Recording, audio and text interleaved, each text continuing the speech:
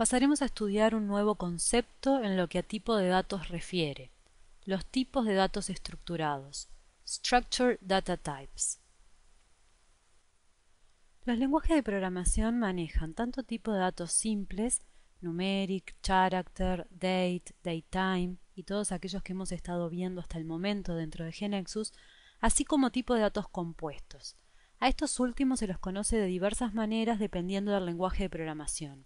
Así, en algunos lenguajes de programación se los conoce como record, registros, en otros como struct, estructuras y demás.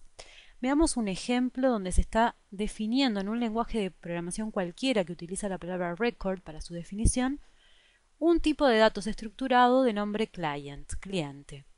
Como vemos, el tipo de datos estructurado se compone de diversos miembros o elementos. Así, un client tendrá un name, nombre, de tipo de datos character de 30, un country, país, de tipo de datos character de 20, un city, ciudad, de tipo de datos character de 20 también, y phones, es decir, teléfonos, que, como podemos ver, a su vez, se definen como un tipo de datos estructurado, compuesto por home, teléfono de la casa, character de 15, y teléfono celular, cell phone, character de 15. ¿Qué utilidad presenta definir estos tipos de datos?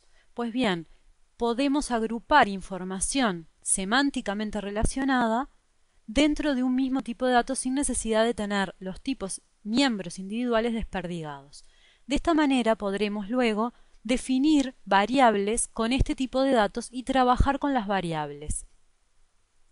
Por tanto, si definimos luego una variable de tipo de datos client, esa variable deberá contener espacio de memoria para definir cada uno de estos elementos o miembros del tipo de datos estructurado.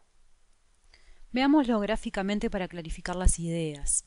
Cuando nosotros definimos una variable client con el tipo de datos que acabamos de definir como estructurado, automáticamente se produce, al igual que con cualquier otra variable, la reserva del espacio de memoria correspondiente para almacenarla. En este caso, ¿qué significa almacenarla? Pues bien, significa almacenar cada uno de los miembros correspondientes.